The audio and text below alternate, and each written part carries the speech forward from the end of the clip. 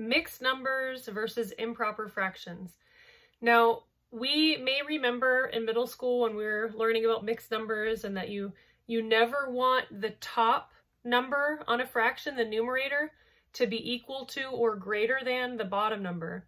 So a lot of times when we see 4 over 4 or 5 over 4 or 6 over 4 or something like this, 5 over 3, where the top number, the numerator, is greater than or equal to the denominator, we call that an improper fraction.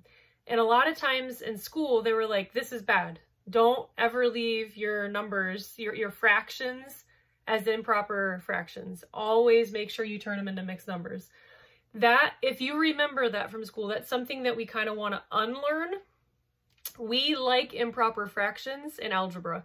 So you're going to see a lot more improper fractions. So again, an improper fraction is just where the numerator is either equal to the bottom number or it's greater than the bottom number. And that's an improper fraction. And in algebra, those are okay. We like to deal with them. So what we need to learn is how to go back and forth between a mixed number and an improper fraction. So I have an example here on the top. 1 2/3. So this means I have 1 whole pie, and then I have 2 pieces out of the 3 of the next pie. So we almost have 2 pies, but we only have 2 pieces out of the 3. So 1 2/3. How can we rewrite this as an improper fraction? Well, what you do is you take the denominator, multiply it by the whole number, so 3 times 1, and then you add it to the numerator. So 3 times 1 plus 2. So you're multiplying, and then you're adding. 3 times 1 plus 2 equals 5. So the new updated numerator will be 5, but the denominator never changes. It stays the same.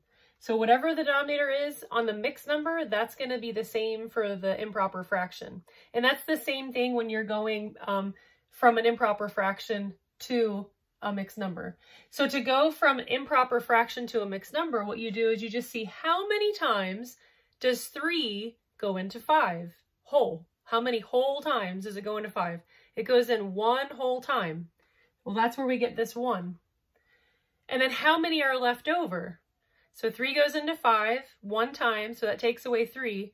That means there's 2 left over, and that's where we get this updated numerator. So the whole number represents how many times the bottom can go into the top, and whatever's left over becomes the new numerator, or the new top number. So let's practice this on a couple of these problems down here. So first we have a mixed number, and we want to turn it into an improper fraction. So again, our formula for that is take the bottom, multiply it by the whole number, and then add to the top. So 4 times 2 is 8. 8 plus 1 equals 9. So that's our new top, and the bottom stays the same. We don't do anything with the denominator. So again, multiply the bottom by the whole number and then add it to the top. What if we're starting with an improper fraction and we want to turn it into a mixed number? This is not going to happen so much. So it's good to learn how to do this, but this is more important for algebra. Whenever you see mixed numbers, even with just operations, when you're multiplying and dividing with fractions, you don't want to use mixed numbers. You always want to turn them into improper fractions. So this is an operation that you want to get used to doing. Turning it from an improper fraction into a mixed number isn't going to happen very much. I do have a couple of those assigned just so that you can get that practice. But this is the one that you're going to see a lot more of in this class and in math too. So again, turning an improper fraction into a mixed number, we see how many times does the bottom go into the top? Well, 6 goes into 25 4 whole times. So that's our whole number. So that's going to become a big 4. And 6 times 4 equals 24. So how many's left over to get to 25? Just 1.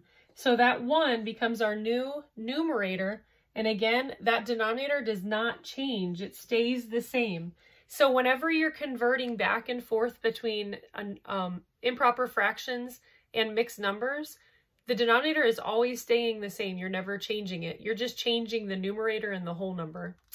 So again, mixed numbers versus improper fractions, some more terminology, and making sure we understand how to convert between the two But again, converting a mixed number to an improper fraction is going to be more important for this class, just to build that foundation for Math 2 when we get more into algebra. We're going to be dealing with a lot more improper fractions then.